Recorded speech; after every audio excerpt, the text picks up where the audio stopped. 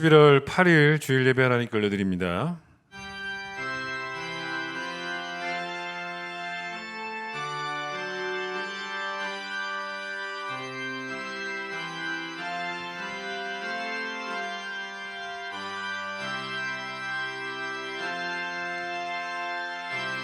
오직 여호와는 그 성전에 계시니 온 땅은 그 앞에서 잠잠할지니라. 기쁨으로 여호와를 섬기며 노래하면서 그의 앞에 나아갈지어다. 하나님은 영이시니 예배하는 자가 영과 진리로 예배할지니라. 아멘.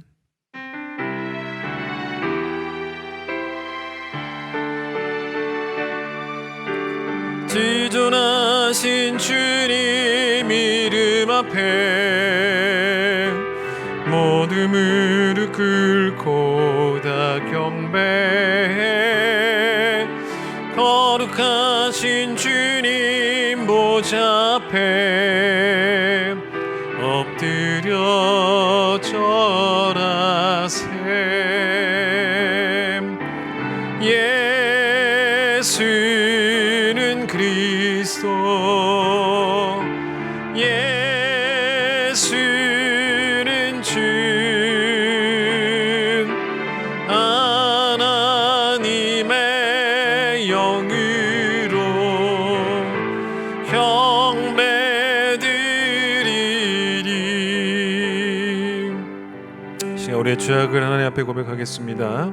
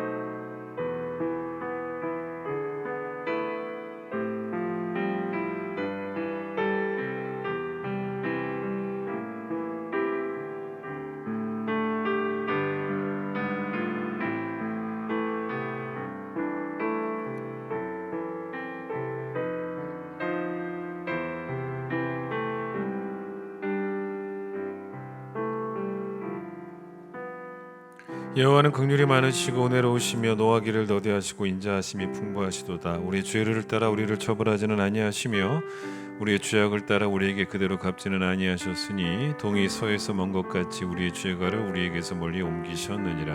아멘. 신앙 고백합니다. 나는 전능하신 아버지 하나님 천지의 창조주를 믿습니다. 나는 그의 유일하신 아들 우리 주 예수 그리스도를 믿습니다. 그는 성령으로 잉태되어 동정녀 마리아에게서 나시고 본디오 빌라도에게 고난을 받아 십자가에 못 박혀 죽으시고 장사된 지 사흘 만에 죽은 자 가운데서 다시 살아나셨으며 하늘에 오르시어 전능하신 아버지 하나님 우편에 앉아 계시다가 거기로부터 살아있는 자와 죽은 자를 심판하러 오십니다. 나는 성령을 믿으며 거룩한 공교회와 성도의 교제와 죄를 용서받는 것과 몸의 부활과 영생을 믿습니다. 아멘. 590장 찬양하겠습니다.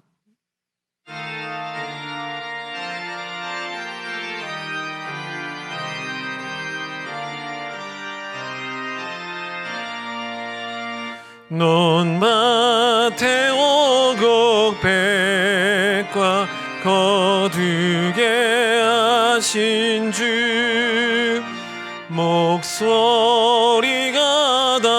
다듬어 할렐루야 찬양. 절 따라 거둔 열매 주님의 참 고마우신 주를 다 찬양하여라. 사막에 샘이 솟아 꽃 피게 하시니 시냇물 노래하고 산들은 춤추네. 메마른 모든 땅에 단비를 주시고 주기 풍성하게 주복을 주셨네. 은혜로 거둔 곡식 주 앞에 바치고 구원을 받은 이 몸 주님께 바치세. 겸손히 무릎 꿇어 마음을 드리고 생명을 주신 주께 다 경배드리세. 창세기 32장을 보겠습니다. 창세기 32장 22절로 27절, 창세기 32장 22절로 27절 말씀을 제가 읽도록 하겠습니다. 창세기 32장 22절로 27절입니다. 밤에 일어나 두 아내와 두 여종과 11아들을 인도하여 야복 나루를 건널세. 그들을 인도하여 시내를 건너가게 하며 그의 소유도 건너가게 하고, 야곱은 홀로 남았더니 어떤 사람이 날이 새도록 야곱과 씨름하다가 자기가 야곱을 이기지 못함을 보고 그가 야곱의 허벅지 관절을 치매 야곱의 허벅지 관절이 그 사람과 씨름할 때 어긋났더라. 그가 이르되 날이 새려 하니 나로 가게 하라. 야곱이 이르되 당신이 내게 축복하지 아니하면 가게 하지 아니하겠나이다. 그 사람이 그에게 이르되 내 이름이 무엇이냐? 그가 이르되 야곱이니이다. 오늘은 김오른 집사님 기도십니다. 전능하시고 자비로우신 하나님 아버지, 아무런 자격도 없이 죄 가운데 살다가 그저 죽을 수밖에 없는 저희를 긍휼히 여기시어서 하나님 아버지의 자녀 삼아주시고 항상 눈동자같이 지켜주셔서 이 악하고 어려운 세상 가운데서도 하나님 아버지의 자녀됨을 잊지 않게 하시고 거룩한 날 이렇게 함께 모여서 찬양과 기도로 예배하게 하시니 감사와 영광을 올려드립니다. 또한 이 시간 여러 가지 상황으로 인해서 영상으로 예배드리는 모든 초소들도 택함받은 주의 백성들이 영과 진리로 주님을 찬양하며 신령과 진정으로 예배를 드리는 거룩한 주의 전이 될 수 있도록 인도하여 주시옵소서. 사랑과 은혜가 풍성하신 하나님 아버지, 하지만 이 시간 눈물로 회개하며 용서를 간구하옵기는 세상을 향하여 주님의 사랑을 증거하고 드러내야 하는 저희들이 도리어 세상으로부터 큰 비난과 손가락질을 받고 믿지 않는 세상 사람들과 다를 바 없이 어려움 중에는 주님 원망하고 형통 중에는 교만으로 가득했던 저희들을 주께서 용서하여 주시옵소서. 모든 것을 주관하시는 권능의 하나님을 신뢰하며 전적으로 의지하고 주님께만 영광 돌리는 저희들 되게 하여 주시옵소서. 주님께 올려지는 저희들의 기도가 하나님 아버지 앞에서 부끄러운 기도가 되지 않도록 우리의 심령 가운데 선한 영을 지켜주시고 언제나 하나님 아버지의 자녀들로 합당한 저희 마음의 정결함을 잃지 않게 도와주시옵소서. 주님의 자녀들이 처해 있는 모든 고난의 시간들은 도리어 그 끝에 예비되어진 하나님 아버지의 놀라운 은혜를 기다리며 소망 가운데 인내하는 축복의 시간들이 되게 하여 주시고 이 시간 고개 숙인 저희들 모두가 모든 것이 협력하여 선을 이루게 하실 사랑의 주님을 보게 하여 주시옵소서. 거룩하신 하나님 아버지, 이 시간 또한 간구하옵기는 주님의 자녀들이 모두 함께 모여 각자의 직분을 기쁨으로 감당하며 찬양과 기도로 예배드리는 시간들이 다시 돌아오도록 허락해 주시고 교회학교 아이들이 자라나는 믿음과 사랑이 넘치는 교회학교 아이들의 자라나는 믿음과 사랑이 넘치는 교사들의 헌신, 각자의 자리에서 묵묵히 순종하고 봉사하는 교회 모든 동역자들, 그리고 말씀으로 양육함에 수고를 아끼지 않는 모든 교육자들이 한데 어울려 주님께 예배하는 교회의 모습들이 회복될 수 있도록 축복하여 주시옵소서. 이 시간 진리의 말씀으로 주의 자녀들을 인도하는 주의 종을 위해 기도합니다. 특별히 어려운 시기에 저희의 삶을 인도하는 주님의 말씀 선포를 위하여 부족함이 없는 영육간의 강건함 허락해 주시고 한치의 흐트러짐도 없는 온전한 주의 말씀만 선포될 수 있도록 성령님께서 함께하여 주시옵소서. 영상 예배를 위해 준비하고 수고하는 모든 손길 위에도 은혜와 축복 내려 주시며 이 시간 드려지는 모든 감사와 찬양이 오로지 하나님 아버지의 영광만을 위하여 올려지게 하시어 주님만이 홀로 영광받는 예배되게 하여 주시옵소서. 이 모든 간구 살아계셔서 항상 우리와 함께 하시는 예수 그리스도의 이름으로 기도하며 감사하며 기도드립니다. 아멘.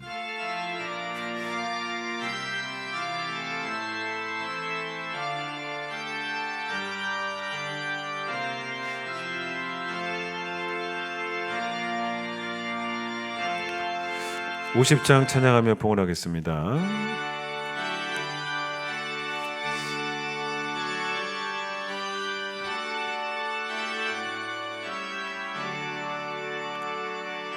내게 있는 모든 것을 아낌없이 드리네. 사랑하고 의지하며 주만 따라 살리라. 주께 드리네.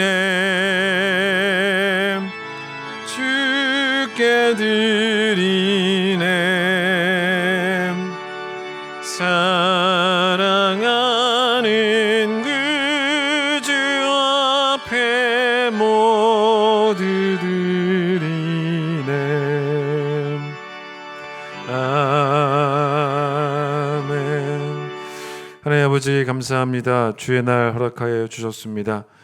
우리에게 영원한 생명 주신 그 놀라운 은혜, 우리의 중심으로부터 감사함을 담은 예배를 하나님께 올려드릴 수 있도록 축복하여 주시고, 여기 있는 모든 주의 백성들이 예배할 때 하나님이 찾으시는 예배자로 인정받는 귀한 예배가 되어질 수 있도록, 아름다고 거룩한 것으로만 하나님을 예배하는 귀한 시간 될 수 있도록, 또한 이렇게 하나님 앞에 예배 드리는 것뿐만 아니라 삶의 자리에서도 복음에 합당한 생활로 정말로 거룩한 산 제물로 나 자신을 주님께 드리는 삶의 예배에도 꼭 성공하는 주의 백성들이 될 수 있도록 축복해 주시기를 간절히 소망합니다. 우리가 늘 하나님 앞에 나와서 기도할 때마다 우리가 모든 두드린 문들이 다 열리지 않는다 할지라도 우리에게 더 좋은 문을 허락하여 주시고 더 좋은 길을 열어가시는 에베네셀 되시는 하나님, 또 우리보다 앞서가시는 하나님, 여호와 일의 하나님을 늘 신뢰하는 주의 백성들 되게 하여 주시옵소서. 온라인으로지만 주님께 그래도 귀한 예물을 드렸습니다.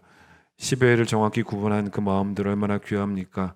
정직하게 드린 예물을 주께서 받아주시고, 선교와 구제, 또 감사의 예물들, 또 주일 헌금으로 드린 모든 예물들 받아주셔서 그 예물들이 하나님을 기쁘시게 하는 예물이 될 수 있도록 주님 도와주시고, 그 예물들이 하나님의 제단에 기쁘게 뿌려지는 향기로운 제물이 될 수 있도록 주님 도와주시며, 또 우리 각자의 삶의 생업도 주께서 축복하여 주셔서 구워줄지언정 꾸지 않게 하여 주시고, 늘 남에게 나누어 주고 베푸는, 그래서 받는 것보다 주는 것이 더 복되다라는 것을 몸소 실천하는 삶을 살아가는 우리 귀한 성도들 될 수 있도록 축복하여 주셔서 절대로 물질에 노예되는 자 없게 하여 주시고, 돈 사랑하지 말게 하여 주시고, 하나님만 사랑하는, 또 이웃 사랑하는 우리 모두가 될 수 있도록 축복해 주시기를 소망하며 예수님 이름으로 기도드립니다. 아멘.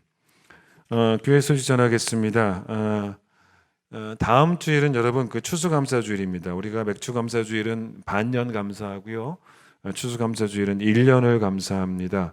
추수감사주일을 조금 빨리 드리는 교회들도 있는데 저희는 원래대로 11월 셋째 주에 드리고, 빨리 드리는 것보다 11월 셋째 주, 그러니까 빨리 드리는 교회들은 우리나라 좀 추석 정도, 그러니까 이 추수감사주일이라는 게 사실은 외국의 절기였지 않습니까? 이제 그러다 보니까 조금 늦는데, 그래서 우리나라는 조금 추수가 빠르니까, 그래서 추수감사주일을 좀 빨리 드리는 교회들도 좀 요즘 많이 있습니다만은, 저는 그래도 11월 셋째 주에 드리려고 하는 것이 느낌적으로도 1년이 좀 마무리되는 느낌이 들기 때문에 1년을 감사하는 예배가 되기 위해서 더 그렇게 하고 싶습니다. 한 해 동안 여러분 고난 가운데 있었지 않습니까? 특별히 어려운 시간들이 많았어요. 코로나 때문에 참 어려웠는데 그 고난을 지나가게 하시고 그 고난의 길을 통과하게 하신 것만으로도 은혜입니다. 고난이 없는 것만이 은혜가 아니고요, 고난 가운데도 함께 하신 은혜가 있고요. 그래서 여러분 다음 주에 온라인으로라도 정말로 꼭 하나님께 정성껏 감사 예물을, 추수감사 예물을 꼭 드리시기를 바라고요. 여러분만 감사한 게 아니라 여러분의 자녀들도 얼마나 한 해 동안 하나님의 은혜 가운데 지냈습니까? 여러분의 자녀의 이름으로도 다 여러분 추수감사주일 헌금을 다음 주에 하나님께 꼭 드리시기를 바랍니다. 최윤석 집사님, 정봉 집사님 가정의 장녀인 최세롬 양이 결혼을 합니다. 신랑이 누구냐면 여러분 뭐 아시는 분도 계시겠지만 우리 교회 오래 계셨던 유진 전사님입니다. 그래서 두 사람이 결혼을 하게 되는데, 돌아오는 토요일 1시 반에, 오후 1시 반에 결혼을 합니다. 한국기독교연합회관 웨딩홀 3층 아가페홀에서 결혼식을 진행하는데, 교회에서는 11시에 출발하고요, 또 각자 오실 분들은 또 차를 가지고 여러분 그리로 또 오시면 되겠습니다. 찬양하겠습니다.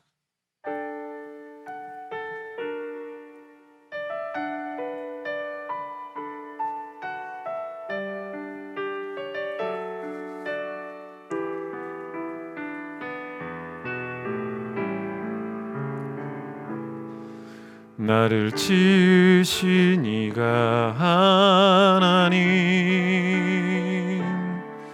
나를 부르신 이가 하나님, 나를 보내신 이도 하나님, 나의 나 된 것은 다 하나님 은혜라. 나의 달려갈 길 다가도록, 나의 마지막 호흡 다하도록, 나로 그 십자가 품게 하시니, 나의 나 된 것은 다 하나님 은혜라. 한량없는 은혜, 갚을 길 없는 은혜, 내 삶을 애워 사는 하나님의 은혜. 나 주저함 없이 그 땅을 밟음도 나를 붙드시는 하나님의 은혜. 자, 이제 다음 주일은 추수감사주일입니다. 한 해 동안 나와 함께 하신 하나님의 은혜에 진심으로 또 마음 다해서 감사하는 날이 바로 그날이죠. 근데 이제 우리가 하나님께 감사를 해야 되는데, 이 감사하는 것을 방해하는 것들 중에 뭐가 하나가 있냐면, 그게 바로 뭐냐면 내 안에 있는 질투심입니다. 질투심이 이 가득한 사람은 남이 부럽죠. 심지어는 부러운 정도로만 끝나는 게 아니고 그 사람이 괜히 미워요. 믿기까지 하고, 그러니까 하나님께 감사할 마음의 여유는 없죠. 누군가 그런 말을 하는 걸 들었습니다. 사람이 그래도 배고픈 건 참을 수 있다는 거예요. 근데 못 참는 게 뭐냐면 배 아픈 건 못 참는다는 거예요. 참 누가 말을 참 정확하게 지적을 했죠. 그래서 이런 사람에게 그렇다면 이제 언제 하나님께 감사하는 마음이 생길 수 있겠냐는 거죠. 물론 하나님이 나를 잘 되게 하시면 물론 감사할 거란 말이에요. 근데 이게 단순히 하나님이 나를 잘 되게 하시는 문제가 아니라, 이런 사람에게는 하나님이 너보다 나를 더 잘 되게 하셔야지만, 그래야지만 감사할 수 있는 사람인 거예요. 웬만해서는 감사가 안 되고 너보다 더 잘 돼야지만 감사할 수 있는, 다른 말로 하면 하나님이 내가 너를 이기게 하시면 그때 감사할 수 있는 그런 사람입니다. 근데 여러분, 하나님이 그런 일을 안 하세요. 하나님이 나의 그런 그릇된 승부욕을 좋게 봐주시면서, 그래서 그 승부욕에 축복을 해주시는 그런 하나님이 절대로 아닙니다. 자, 에서가 되고 싶어 했던 그 야곱은 늘 둘째라는 자리가 서러웠던 그런 사람이었어요. 근데 에서는 반면에 어땠냐면 장자의 명분을 또 가볍게 여겼던, 그래서 팥죽 한 그릇에 그걸 팔아버렸던 사람이었지 않습니까? 에서도 그리고 야곱도 둘 다 문제가 있어요. 그러니까 에서는 복이 있어도 그만 없어도 그만 이런 태도였다면, 즉 하나님의 축복을 가볍게 여긴 사람이었다면, 반면에 야곱은 하나님의 축복을 중요하게는 여겼는데 내가 받은 복은 작고 남이 받은 복만 커 보였던, 형의 복이 더 커 보였던 그런 사람이었다는 거죠. 그래서 결국은 여러분 둘 다 문제가 있는 거예요. 이런 말이 있어요. 들어보세요. 거의 모든 악은 미래에 뿌리를 두고 있다. 감사는 과거를 바라보고 사랑은 현재를 바라보지만 야망은 앞을 바라보기 때문이다. 이게 무슨 말이냐면, 질투심이 강한 사람은 다른 말로 하면 어떤 사람입니까? 야망의 사람이잖아요. 근데 이 야곱도 야망의 사람이었어요. 근데 여러분, 이러면 승부욕을 가지고 오직 미래만 바라볼 수밖에 없다는 거예요. 이런 사람에게는 과거를 바라보는 신앙도 없고요, 현재를 바라보는 신앙도 없다는 것입니다. 과거는 감사하기 위해서 바라봐야 되는 것이고, 현재는 내 주변에 사랑할 사람들이 얼마나 많아요. 그래서 여러분, 사랑하기 위해서 바라봐야 되는 것인데 오로지 야망을 가지고 미래만 바라보는 거예요. 그래서 모든 악은 미래에 뿌리를 두고 있다라고 말할 정도로, 이런 사람에게는 뭐예요? 감사도 없고 사랑도 없고 오직 야망만 있는데, 여러분, 이런 사람은 성도라고 말할 수가 없지 않습니까? 질투에 관한 이런 예화가 하나 있어요. 천사가 두 사람과 함께 여행을 하고 있었다는 것입니다. 그런데 이 두 사람 모두 다 욕심도 많고 또 질투심도 많은 그런 사람이었어요. 그래서 이제 헤어질 무렵에 천사가 이렇게 말을 한 거예요. 자, 두 분 중에서 먼저 한 분이 내게 소원을 말씀해 주시면 제가 어떤 소원이든 다 들어드리겠습니다.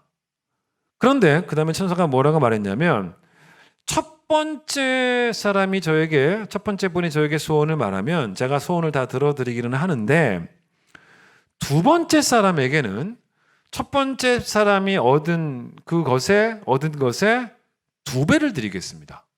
이렇게 천사가 말을 한 거예요. 그러니까 두 사람 중에 만약에 어떤 한 사람이 먼저 저에게는 100억을 주세요, 이렇게 말할 수 있지 않겠습니까? 그러면 이제 그 사람이 100억 달라고 하면 두 번째 사람은 천사가 200억을 주겠다는 거예요. 이런 거예요. 야, 이러니까 둘 다 아무 말도 못하는 거예요. 왜냐하면 이게 왜 아무 말도 못하니까, 내가 먼저 말했다가는 나도 어떤 소원을 얻을 수 있지만 저 사람이 나보다 2배를 가지니까 이게 너무 막 이 질투심도 생기고 속도 상하고 해가지고 도저히 둘 다 말을 못 꺼내고 있었던 거예요. 그래서 계속 둘 다 막 침묵을 지키고 있었습니다. 그러다가 이제 결국은 두 사람이 막 멱살을 잡고 싸우기 시작한 거예요. 네가 먼저 말해. 네가 먼저 말해. 안 그러면 확 그냥 내가 막 죽여버리겠어. 막 이런 식으로 과격하게 막 말도 오고 가면서 그렇게 막 싸운 거예요. 자, 그렇게 막 싸우다가 도저히 안 되겠다 싶어가지고 그중 한 사람이 그래 내가 먼저 말할게. 내가 먼저 소원을 말할게 라고 말했어요. 그래서 첫 번째 사람이 자기가 먼저 소원을 말했는데, 여러분, 그 소원이 뭔지 아십니까? 내 눈 하나가 장님이 되는 것입니다 라고 말을 한 거예요. 그 천사가 그 소원 들어줬어요. 여러분, 그랬더니 두 번째 사람은 어떻게 되었습니까? 앞 못 보는 사람이 되어버린 거예요. 참 누가 이런 예화를 만들어냈는지 모르겠지만, 여러분, 이게 우리의 모습이에요. 이게 질투심이에요. 같이 망하면 차라리 배라도 안 아프다 이거예요. 근데 너만 잘 되면 나는 미치게 힘들겠다는 거예요. 이게 우리의 질투심입니다. 사실 여러분, 질투를 하게 되면 누가 제일 괴롭냐면 사실 내가 제일 괴롭죠. 쓸데없는 감정 낭비를 하는 건데, 그래서 여러분, 제가 읽은 책 가운데 신앙 서적은 아니에요. 그냥 일반 서적인데 김수현이라고 하는 분이 쓴 책 가운데 이런 책이 있어요. 나는 나로 살기로 했다라는 그런 책이 있습니다. 책 제목이 괜찮죠? 나는 나로 살기로 했다. 근데 이 책은 어떤 책이냐면, 우리가 타인과 더불어 살아야 되는데 타인과 더불어 살기 위해서는 먼저 내가 나를 지켜야 된다는 거예요. 그런 내용이에요. 근데 여러분, 나를 지켜낸다는 말의 의미가 뭐냐면, 나 자신도 나 스스로를 존중해 줘야 된다는 것입니다. 열등감이 뭡니까? 열등감은 쉽게 말하면 나하고 잘 못 지내는 거예요. 나와 잘 못 지내는 사람이 어떻게 여러분 남과 잘 지낼 수가 있겠습니까? 남과 잘 지내려면 나랑 먼저 잘 지내야 되는 거예요. 왜냐하면 나와 못 지내는 사람은 절대로 이 남이 자기에게는 친구일 수도 없고 동료일 수도 없고 동역자일 수도 없어요. 나와 못 지내는 사람은, 남은 늘 나에게는 뭐냐면 경쟁 상대예요. 그러니까 남과도 잘 지낼 수가 없는 것입니다. 그래서 여러분, 내가 나 자신을 스스로를 먼저 존중해 줘야 된다는 이 말은 나밖에 모른다라는 말이 아닙니다. 그게 아니고, 물론 이 사람은 신앙서적을 쓴 분은 아니지만, 이게 우리에게는 우리가 이걸 이렇게 생각해 보면 돼요. 우리는 어떻게 생각하면 되냐면, 나밖에 모른다가 아니라 나를 귀하게 여기라는 거죠. 그 말은 나를 귀하게 여긴다는 말의 의미는 뭐냐면 하나님이 내게도 충분한 은혜와 복을 주셨다는 거예요. 즉 내게 주신 은혜도 크게 봐야 된다는 의미입니다. 그게 나를 귀하게 여기는 거예요. 야곱의 자리도 이 복받은 자리인데 굳이 에서의 자리를 뺏을 필요는 없다는 거죠. 자, 그래서 이 김수현 씨라는 분이 쓴 이 책에서 나는 나로 살기로 했다라는 책에서 제가 이렇게 읽다가 이 책에서 제가 공감이 되는 한 부분을 읽었습니다. 그게 뭐냐면 이렇게 써 있더라고요. 연봉, 지평수 등 그러한 숫자에 연연하지 말아라. 우리는 오답이 아닌 각기 다른 답이다. 참 이 대목이 멋지더라고요. 우리는 오답이 아니라 각기 다른 답이다라는 거예요. 내 인생이 오답이다라고 생각하는 사람에게나 사실은 질투심도 있고 열등감도 있는 거예요. 그런데 여러분 오답의 반대말이 뭡니까? 정답이죠. 그런데 이 저자는 정답이라고 말하지 않고 다른 답이라고 말을 했어요. 그러니까 이게 무슨 말이냐? 여러분 이게 우리 이렇게 생각하시면 돼요. 우리에게 여러분과 저에게 유일한 정답은 없어요. 다 다른 정답들이라는 거예요. 그러니까 내 인생을 오답이라고 생각하면서 하나님을 원망하면서 스스로를 괴롭힐 필요가 없다는 것입니다. 오죽했으면 잠언 14장 30절에서 뭐라고 잠언에서 말하냐면 시기는 뼈를 썩게 한다는 거예요. 뼈가 막 썩어 들어가면 얼마나 아픕니까? 그런데 그 시기심이 내 영혼에게 이 뼈가 썩어 들어간 듯한 그런 아픔을 준다는 것입니다. 내 인생은 여러분 오답도 아니고 그렇다고 해서 우리 모두가 다 똑같이 되어야 하는 그런 유일한 정답도 없어요. 무슨 말이냐? 내 삶은요, 내 삶 자체가 하나님이 저주하신 틀린 답, 오답이 아니고 하나님이 지금도 남과는 다른 모습으로 여전히 축복하고 계시는 다른 정답들이라는 거예요. 그걸 알아야지만 감사가 회복이 되는 거예요. 여러분은 모두 다 하나님이 축복하신 다른 정답들이에요. 그게 맞습니다. 우리가 안타까워해야 되는 것은 남들에게 있는 복이 내게는 없다는 것, 그게 안타까운 것이 아니고 사실 뭐가 안타까운 거냐면 내 안에 사랑이 없다는 게 안타까운 겁니다. 그들이 받은 복이 내게 없다는 것, 그건 사실은 내 죄는 아니잖아요. 그러나 내 안에 사랑이 없다는 거는 내 죄니까 안타까워해야 돼요.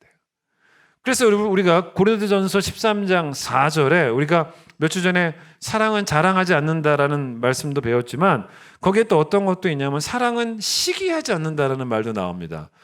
사랑은 내게 있다고 남에게 자랑하지 않는 게 사랑이라는 거예요. 근데 동시에 사랑은 내게 없다고 남을 시기하지도 않는 게 사랑이라는 거예요. 질투에는 여러분 사실은 이제 어떤 부분도 있냐면 이런 부분도 질투죠.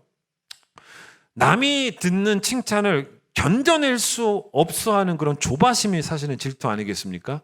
남들이 남을 다 이렇게 좋게 평가를 할 때 그게 너무 싫은 거예요. 같은 교회 안에서도. 나는 어떻게 해서든지 그 사람의 나쁜 점을 좀 찾아내고 싶고 심지어는요. 남들이 그 사람을 다 좋게 평가할 때 내가 거기 뛰어들어가서 아유 그건 팩트가 아니야. 진실이 아니야. 그 사람이 얼마나 나쁜 사람인 줄 알아? 깎아내리고 싶어 하지 않습니까? 우리 그 정도의 질투심을 갖고 있어요. 근데 여러분 이런 예를 들어보세요. 여러분 앞에서 누가 여러분의 자녀를 막 좋게 평가를 해요. 그게 너무 질투가 나서 혹시 그런 부모 있습니까? 아이고 당신이 잘 몰라서 그러는 거야. 나는 그 아이랑 한 집에 살아보니까 이 애가 얼마나 형편없는 아이인데 그렇게 말하는 자기가 진실을 다 알고 있다라고 말하면서 그렇게 말하는 부모가 과연 있겠냐는 거예요. 부모는 그렇게 말하지 않습니까? 말하지 않습니다. 부모가 자녀에 대한 질투심이 없는 이유는 간단해요. 사랑 때문 아니겠습니까?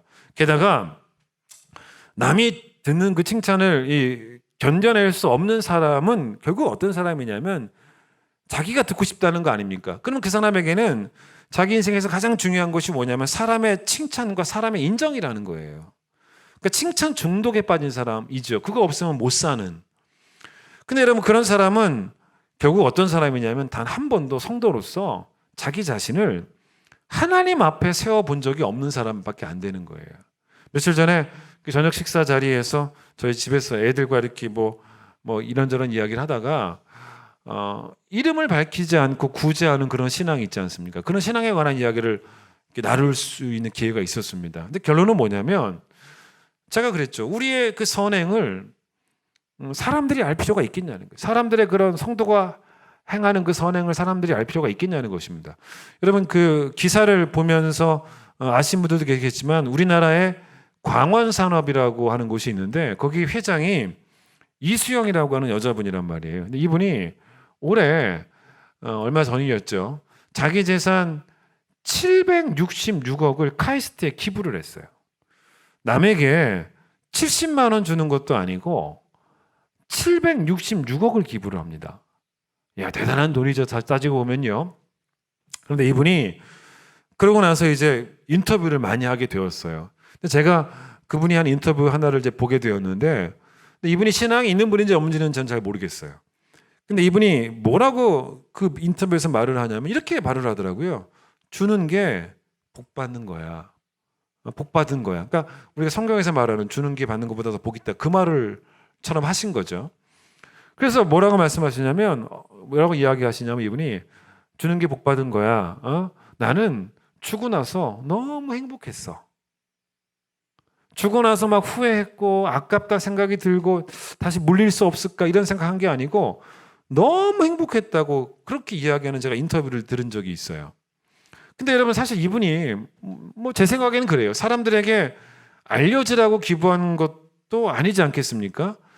왜냐하면 이 사람은 지금 회장인데 여러분 회장 자리에 올라서 주변에 그 수많은 사람들이 진짜 아부 아닌 아부도 할 것이고 거의 다 자기를 칭찬하는 사람들밖에 없을 텐데 아니 뭐 그런 칭찬이 더 필요해가지고 기부를 했겠냐는 거예요. 저는 그렇게 생각하지 않거든요.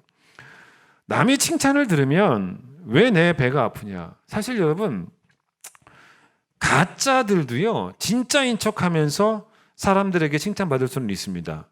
그런데 우리 인생에 중요한 거는 저 사람이 진짜냐 가짜냐 그게 중요한 것도 아니에요. 가짜면 여러분이 가짜라는 걸 밝혀낼 겁니까? 진짜면 그냥 계속 질투할 겁니까? 그게 아니죠. 그 사람이 진짜냐 가짜냐가 중요한 게 아니고 내가 하나님 앞에서 진짜가 되는 게 중요한 거죠. 그렇게 이겨내는 거예요. 그 질투심을. 우리 신앙생활의 목표는 이거가 아니에요. 너보다 내가 사람들에게 더 칭찬을 받는 것도 신앙생활의 목표가 아니고 그렇다고 해서 너보다 내가 하나님께 더 칭찬을 받고 인정을 받는 것도 신앙생활의 목표는 아니에요. 신앙생활의 목표는 내가 하나님께 칭찬을 받는 거예요. 내가 하나님께 인정을 받는 거예요. 동시에 우리 신앙생활의 목표는 내가 너보다 더 많은 복을 받는 게 아닙니다. 내가 받은 복에 감사하며 사는 것. 이 목표가 진짜 분명해지면 완전히 질투심은 사라질 수 있습니다. 내가 하나님 앞에서 사실은 진짜가 되기에도 세월은 너무 짧아요. 동시에 내가 받은 복을 감사하기에도 받은 복은 너무 커요. 여러분 사실 우리가 더 좋은 것이라는 생각을 하면 끝이 없어요. 100만 원보다 더 좋은 거는 1000만 원이겠죠. 1000만 원보다 더 좋은 거는 뭐 1억일 거고. 여러분 이게 끝이 있습니까? 끝이 없어요. 우리가 가정에서 자녀들에게 늘상 하는 말이 뭐냐면 부모들이 이런 말 간혹 하지 않습니까? 내가 너에게 더 좋은 것 해줘야 되는데 그렇지 못해서 미안하다라는 말을 종종 합니다. 어릴 때 보면 참 학교 다닐 때 저는 뭐 여러분 중에도 많은 저랑 비슷한 나이 또래들은 그렇겠지만은 뭐 도시락 싸가지고 갔잖아요. 지금이야 다 급식이지만. 그러니까 도시락 싸면서 학교 갔던 뭐 그 중학교 시절, 뭐 고등학교 시절 이렇게 기억해 보면요. 그때 사실 그게 뭐라고 이 도시락 반찬이 자부심이었잖아요. 그래서 어머니가 만약에 김치만 싸주셔가지고 그날 아침은 김치만 싸주신 거예요. 그 가방 들고 학교에 가려고 하면 괜히 힘 빠지고 가고 싶지 않고 점심시간은 피해가고 싶은 그런 시간이고 게다가 또 그 반찬을 또 꼭 그럴 때 그런 날은 또 가방에 쏟아버리네. 교실에 막 김치 냄새가 막 다 풍겨가지고 또 창피하기도 하고. 근데 이제 반면에 장조림 반찬 싸가지고 내는 어땠습니까? 얼마나 자신만만하게 도시락을 펼쳐요. 장조림이니까. 그래서 이제 부모의 입장에서는 자녀에게 더 좋은 것 해주고 싶은데 못 해줘가지고 미안한 마음, 뭐 그런 마음 들 수도 있겠죠. 그런데 여러분, 우리의 하늘 아버지이신 하나님께서 우리에게 미안한 마음을 가지시겠냐는 거예요. 하나님이 내 인생을 오답이 되게 만들어 주셔가지고, 그래서 내가 미안한 마음을 품고 있다, 미안하다, 내가 너에게 더 좋은 것 주고 싶은데 더 좋은 것 줄 능력이 없어서 미안한 마음을 품고 있다라고 말씀하실 분이 우리 하나님은 아니지 않습니까? 하나님이 주시는 그 모든 복은 그 자체로 흠이 없어요. 더 좋은 것 주실 능력이 없으셔서, 그래서 대신 덜 좋은 것 주시는 하나님이 아니라 주시는 것 자체가 더 이상 좋을 수 없는 가장 좋은 거예요. 저는 목회자들 가운데 이렇게 가르치는 목회자도 저는 문제가 있다고 봅니다. 왜 자꾸 단칸방에 사는 사람보다 25평 아파트 사는 사람이 하나님께 더 복받은 사람이고 25평 아파트 사는 사람보다 60평 사는 사람이 하나님께 더 복받은 사람이라고 왜 가르치냐는 거예요. 왜 자꾸 자녀가 지방대 다니는 것보다 인서울에 다니는 게 더 큰 복이고 중앙대학교 다니는 것보다 고려대학교 다니는 것이 더 큰 복이고 고려대학교 다니는 것보다 서울대학교 다니는 것이 더 큰 복이라고 왜 가르치냐는 거예요. 여러분, 그렇게 되면 성도들은 교회 다니는 것 자체가 숨막힙니다. 신앙생활이 기쁘지가 않아요. 교회 안에서도 이 복받은 자의 서열이 생겨버립니다. 이렇게 되면 많은 성도들이 내 인생은 오답 인생이야, 열등감만 생기는 거예요. 여러분, 하나님이 우리에게 복을 주실 때는 누리라고 주시는 거지 더 큰 복을 사모하라고 주시는 것은 사실은 아닙니다. 더 큰 복을 사모하라라는 말이 어떻게 들으면 맞는 말 같기는 해요. 그런데 이것이 이렇게 되면 안 돼요. 내게는 남보다 덜 좋은 복을 주신 하나님이라고 해석을 하면서 그렇게 말하면서 더 큰 복을 사모한다면 그거는 문제가 되는 것입니다. 도시락 반찬으로 김치만 싸주는 그 엄마가 미안함을 갖고 있다면, 여러분, 이건 엄밀히 말하면 그 미안하면 신앙적으로 하나도 옳지가 않아요. 미안해서는 안 돼요. 왜냐? 왜 미안해합니까? 엄마가 이 엄마가 능력이 없어서, 이 아빠가 능력이 없어서 김치밖에 못 사준다는 거예요. 우리 가정은 능력이 없어서 김치밖에 못 사준다는 거예요. 근데 여러분, 그 가정이 집에 가면 뭐가 써 있냐면요, 예수만 섬기는 우리 집이에요. 예수 믿는 집입니다. 그런데 여러분, 결국 이게 뭡니까? 엄마가 아빠가 능력이 없다라고 말을 해서 미안하다고 말을 하지만, 그래서 결국 그 말은 뭡니까? 우리 가정이 아빠의 능력이 또 엄마의 능력이 결국은 빛나게 될 그 인생 역전을 한번 우리가 기대해 보자. 지금은 미안하지만, 그렇게 말하고 한쪽 벽에는 예수만 섬기는 우리 집입니까? 말이 안 되는 거죠. 왜 김치만 사준다고 부모가 미안해야 하냐는 거예요. 아니에요. 자녀가 설령, 여러분 보세요, 김치를 도시락 반찬으로 싸가도요, 그것도 누리라고 주신 하나님의 은혜고요. 장조림을 싸가도 그것도 누리라고 주신 하나님의 은혜입니다. 김치는 오답입니까? 아니에요. 장조림은 정답입니까? 그게 아니고, 내 자녀가 뭐 지금은 급식이지만 그 옛날에 점심시간에 도시락에 김치 반찬을 딱 펼쳐놓고 진짜 고개 탁 숙여서 하나님께 진지하게 감사기도 하고 그렇게 밥을 먹는 신앙을 우리 자녀들이 어릴 때부터 배웠다면요, 그런 자녀에게는 부잣집에 태어나는 것만이 복이 아니에요. 엄마 아빠가 예수를 잘 믿는 집에 태어난 것만으로도 복으로 느낀다는 거예요. 큰 깊은 게 다니면서 내가 하나님 앞에 더 좋은 성도가 되기 위해서, 다시 말해서 진짜 하나님 앞에서 진짜가 되기 위해서 내가 오늘도 노력을 하고 있고, 그리고 받은 복을 세어보다가 도저히 다 셀 수가 없어가지고 지금 내 삶의 자리에서 세어보다가 안 돼가지고 포기해 버렸다면 진짜 여러분은 우리 교회에서 바른 진리를 배우고 있고 만나고 있는 거예요. 그게 맞는 거예요. 누가 만든 이야기인데 한번 들어보세요. 만든 이야기예요. 고양이하고 쥐, 돼지하고 소, 매와 닭이 죽었다는 거예요. 죽어서 하나님 앞에 이렇게 서게 됐어요. 누가 만든 이야기예요. 진짜 이렇게 믿으면 안 돼요. 근데 하나님이 이 동물들에게 이제 물어보신 거예요. 너희가 만약에 다시 태어나면 뭐로 태어나고 싶냐를 이제 물어보신 거죠. 그랬더니 이제 고양이가 먼저 대답을 합니다. 쥐가 앞에 있죠. 고양이가 뭐라 그러냐면, 하나님, 저는 다시 태어나면요 쥐가 되고 싶어요. 저는 주인의 생선을 몰래 훔쳐 먹다가요 너무 눈에 잘 띄어서 맨날 얻어맞았어요. 그런데 음식을 훔쳐 먹어도 웬만해서는 들키지 않고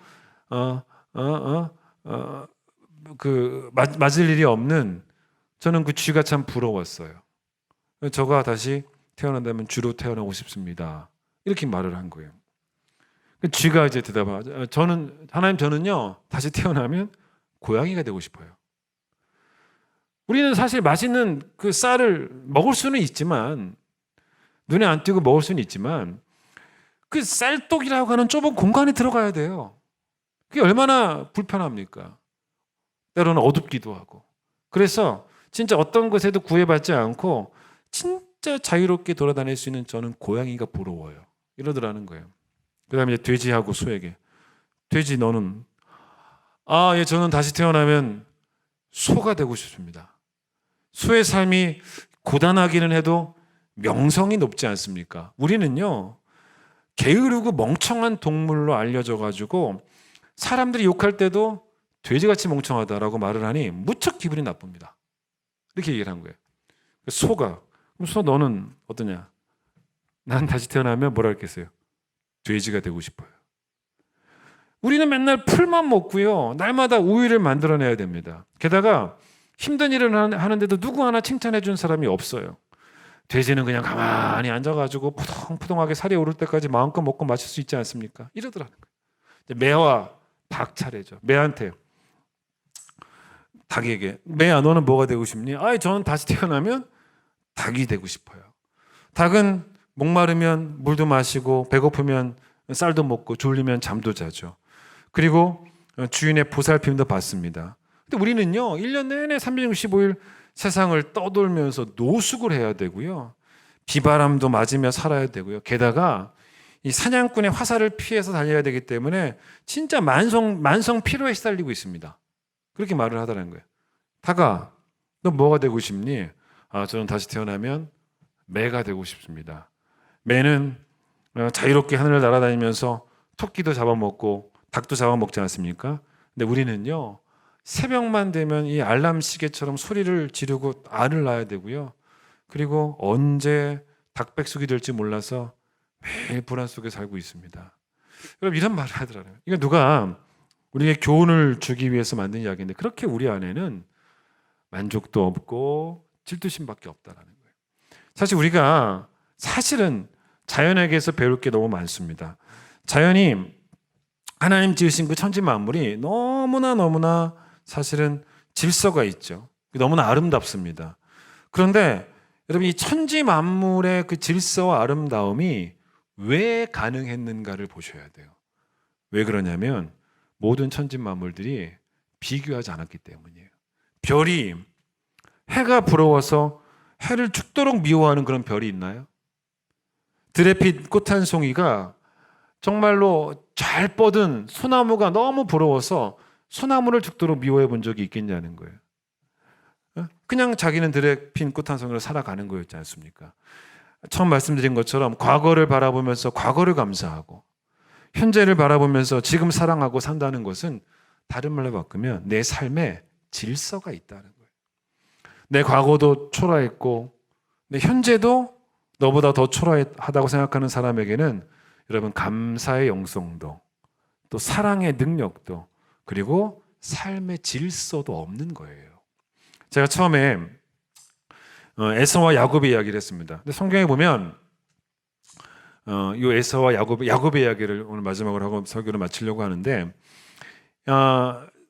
야곱에게 누군가가 너의 이름이 뭐냐라고 이제 물어본 그런 경우들이 있는데, 이제 그때 야곱이 대답하는 경우들이 몇 번 나와요. 첫 번째가 어디냐면 창세기 27장에 나옵니다. 아버지를 속이고 싶었던, 아버지를 속이는 한이 있더라도 장자의 자리를, 에서라는 이름을, 에서의 자리에 올라가고 싶었던, 미래만 바라봤던, 그렇게 야망의 사람, 질투의 사람이 바로 야곱이었잖아요. 그래서 아버지 속이기 위해서 음식을 준비해 가지고 왔는데, 그런 이제 야곱에게 나이가 들어가지고 분별력이 예전 같지 않던 이삭이 물어보잖아요. 야곱에게, 아들아, 내 아들아, 너 누구냐? 라고 물어보니까 그때 야곱이 뭐라고 대답을 하냐면, 예 아버지, 저는요 아버지의 맏아들 에서입니다 라고 대답을 합니다. 한 맺힌 대답이죠. 사실은 자기가 에서로 태어나지 못한 것이 원통하고 분한 자의 그런 대답이었어요. 그런데 그러다가 오늘 이제 본문은, 오늘 읽은 우리 본문에서 야곱이 하나님을 아주 제대로 만나죠. 제대로 만나고 난 다음에 이제 환도뼈가 부러지는 야복강 사건, 여러분 잘 아시는 이제 그런 내용입니다. 그런데 이제 하나님 제대로 만나고 난 다음에 천사가 이제 물어보게 됩니다.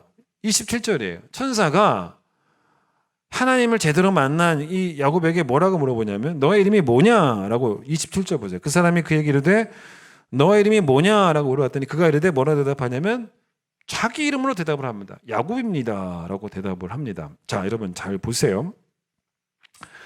저는 이것에 두 가지 의미가 있다고 봅니다. 먼저는 원래 야곱이라는 이름의 뜻은 발 뒤꿈치를 잡은 자, 형의 발꿈치를 잡고 나왔잖아요. 그래서 거짓말쟁이라는 뜻이 있습니다. 그러니 너의 이름이 뭐냐라고 물어봤을 때 저는 야곱입니다라고 말한 것은 자기는 그렇게 질투가 가득했던 죄인이었음을 인정하는 고백이라는 거죠. 그런 고백일 수 있어요. 근데 저는 이제 그런 의미만은 있지 않을 거라고 봅니다. 자, 왜 그러냐면 이제 그리고 나서 아버지 집을 떠났죠. 형과 아버지를 피해 도망갔단 말입니다. 그리고 꽤나 고생을 많이 했어요. 꽤나 고생을 많이 하고 이제 다시 이 오늘 본문은 아버지 집으로 컴백하는, 돌아가는 그런 과정입니다. 원래 왜 도망갔습니까? 자기가 에서라고 대답을 했죠. 에서, 자기 이름으로 대답하지 않고 에서라는 이름으로 대답을 하고 에서가 되려고 하다가 도망을 간 거예요. 그런데 돌아올 때는 뭐로 돌아오냐면 야곱의 이름을 가지고 돌아옵니다. 야곱으로. 부자 에서가 부러웠는데, 그래서 그때는 에서가 되고 싶었는데 이제는 야곱도 부자가 됐거든요. 나도 부자가 되었으니 이제는 야곱이라는 이름을 사용해도 부끄럽지 않습니다. 이 의미가 아니에요. 이게 아닙니다. 그래서 야곱도 이 부자가 됐기 때문에 교만해질 가능성은 충분히 있는 거죠. 그래서 하나님은 아예 천사를 통해서 환도뼈를 부러뜨려 버리세요. 그래서 교만의 가능성을 다 잘라버리십니다. 그런 야곱이 뭐라고 자기 이름을 밝혔냐면 교만해서가 아니에요. 부자가 돼서 말하는 것도 아닙니다. 그냥 자기 이름을 야곱이라는 이름으로. 그래서 그게 결국 뭐냐면 이제 내가 야곱이라는 이름으로 살아도 부끄럽지 않다는 거예요. 그게 무슨 말이냐면 살아온 나를 돌아보니까 에서가 내가 안 됐지만 그럴 필요가 있었냐는 거예요. 야곱으로도 나는 넘치는 복을 받고 살아왔다는 거예요. 그걸 인정하는 거예요. 야곱은 오답이고 에서가 되는 것만이 정답인 줄 알았던 자기 자신에게도 야곱도 다른 정답임을 알게 하신 그 하나님 앞에서 자기 이름으로 대답할 수 있는 그런 신앙을 얻기 시작한 거예요. 야곱이 부끄럽지 않은 거예요. 게다가 이게 32장이죠. 47장으로 가보세요. 게다가 여기가 하이라이트예요. 이 47장, 오늘 우리가 물론 32장을 읽었지만 47장으로 한번 가보세요. 거기 7절부터 보시게 되면 7절 잠깐 펴보시면 이런 거예요. 이게 뭐냐면 이제 야복강 사건도 지나가고 세월이 좀 지나간 다음에 야곱이 노년이 됐습니다. 흉년이 들었어요. 그래서 다시 가난해졌어요. 이제 부자가 아닙니다. 가족을 데리고 애굽으로 이제 오게 된 겁니다. 근데 거기서 아들 요셉을 만나게 되었죠. 그래서 그 요셉이 어떻게 합니까? 자기 아버지 야곱을 바로한테 소개하는 장면이 바로 7절 보세요. 요셉이, 제가 읽는 거 같이 한번 들어보세요. 7절부터 요셉이 자기 아버지 야곱을 인도하여 바로 앞에 서게 하니 야곱이 바로에게 축복하매 바로가 야곱에게 묻되 내 나이가 얼마냐? 야곱이 바로에게 아뢰되 내 나그네 길의 세월이 130년이다. 내 나이가 얼마 못 되니 우리 조상의 나그네 길에 언제 미치지 못하나 험악한 세월을 보내었나이다 하고 야곱이 바로에게 축복하고 그 앞에서 나오니라 라는 말씀. 여러분 이거 잘 보세요. 자, 여기 보시면 바로가 야곱에게 이름을 물어보는 장면은 안 나옵니다. 근데 여기서 바로가 야곱에게 너의 나이가 얼마냐? 라고 물어보니까 뭐 제 나이가 130세고 나그네 세월을 살아왔고 험악한 세월을 살아왔습니다. 라고 이제 말을 하죠. 그런데 아마도 상상이 가능하죠. 아들 요셉이 아버지를 모시고 와서 바로 앞에서 아버지를 소개하면서 뭐라고 말했겠습니까? 왕이시여, 제 아버지 야곱입니다. 뭐 아니면 뭐 야곱이 스스로 말했을 수도 있어요. 야곱에게 너 이름 뭐냐라고 물어볼 수도 있어, 바로가 물어볼 수도 있고. 그런데 잘 보세요. 야곱이라는 이름이 잘 보셔야 돼. 이게 출세한 요셉의 아버지여서 빛나는 게 아니에요. 내 아들이 출세했으니까 이제는 이름 밝혀도 되는 거예요. 그게 아닙니다. 야곱이 이제 내가 아들 덕 좀 볼 수 있으니까 아들이 출세했으니까 그렇게 하면서 자기 이름을 밝힌 게 아니에요. 야곱은 뭐 이 본문을 이제 본문을 정확히 나오지는 않지만 자기 이름이 대답이 되어졌을 때 뭐 요셉이 말을 했든 자기가 말을 했든 간에 그렇게 했을 때 전혀 그 이름을 부끄러워하지 않았을 거라고 봅니다. 왜냐하면 창세기 32장에서 대답했던 그 영성이, 그 감사가 창세기 47장에도 그대로 이어졌을 거라는 거예요. 그 근거가 있어요. 왜냐하면 자, 부를 다 잃었죠. 지금 오히려 가난해졌습니다. 근데 가난해지니까 다시 이럴 수도 있잖아요. 다시 내가 에서의 이름이 되고 싶었던 그런 야곱일 수도 있다는 거죠. 아니면 내가 다시 가난해졌으니까 이제는 에서의 이름이 아니고 아들의 이름을, 요셉의 이름을, 그게 더 중요한. 그런데 그게 아니라는 거예요.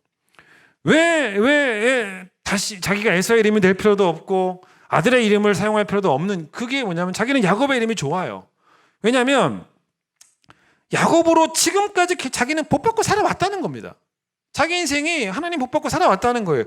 그거를 어떻게 알 수 있냐면, 제가 이걸 어떤 단서를 보고 그걸 확인했냐면, 잘 보세요. 7절 보세요. 제일 처음에 이 야곱이 요셉을 바로를 만났을 때 뭘 합니까?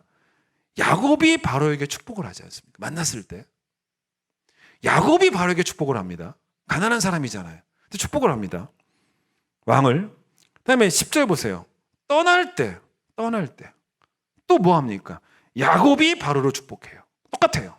앞에도 한 번, 뒤에도 한 번. 여러분, 이게 뭔지 아세요? 이게 바로 야곱의 믿음이에요. 뭐냐면 자기의 하나님이 부끄러웠다면 절대로 자기 하나님의 이름으로 축복을 안 했을 거라는 거예요. 그런데 자기가 남들보다 이렇게 보니까 좀 더 험악한 세월을 산 것 같긴 해요. 130년 인생을. 그 이후로 내 하나님을 너의 하나님과 비교할 필요는 없다는 거예요. 내가 조금 더 험난한 세월을 살았다라고 해서 내 하나님이 실패하신 건 아니라는 거예요. 내가 조금 험난한 삶을 살았다고 해도 하나님은 나에게 오답의 하나님이 아니라 정답의 하나님이시라는 거예요. 여러분, 다음 주는 추수감사주일입니다. 주일 아침에 여러분 일어나셔서 여러분도 하나님의 질문에 멋지게 한번 대답을 해보시고 교회 나오세요. 하나님이 여러분에게 너의 이름이 무엇이냐라고 물으실 때 부러운 누군가 이름 대지 마세요. 나의 이름으로 대답을 하십시오. 예, 저는 김석환입니다. 저는 하나님도 부끄럽지 않고 내 이름도 부끄럽지 않습니다. 라고 말할 수 있는 그런 인생이 꼭 우리 인생이 되어야겠습니다. 찬양하겠습니다.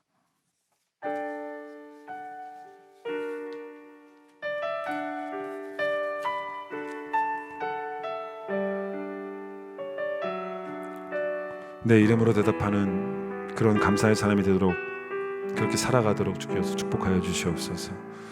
나를 지으신 이가 하나님,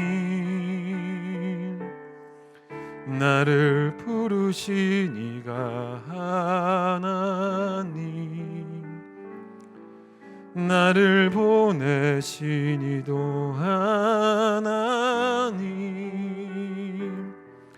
나의 나 된 것은 나 하나님 은혜라.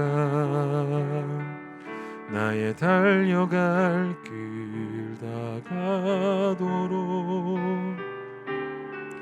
나의 마지막 고 다하도록,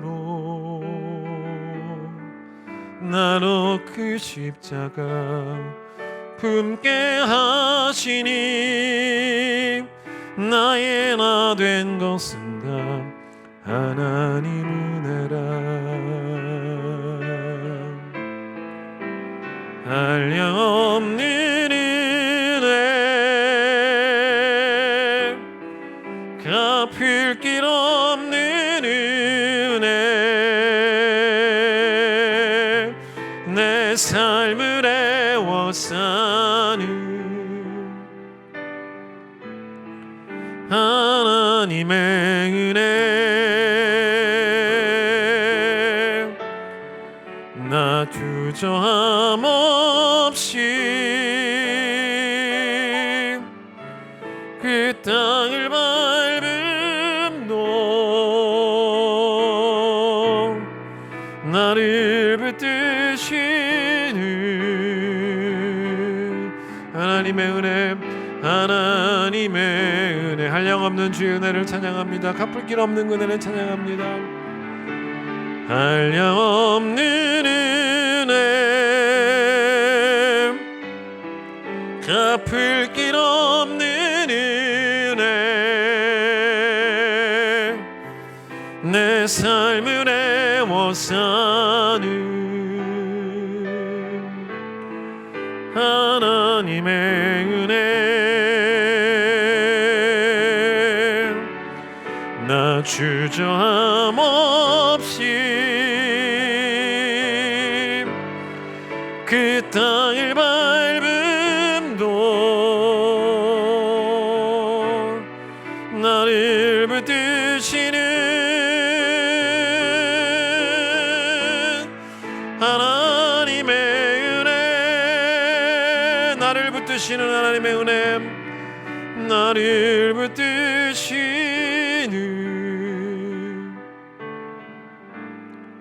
하나님의 은혜.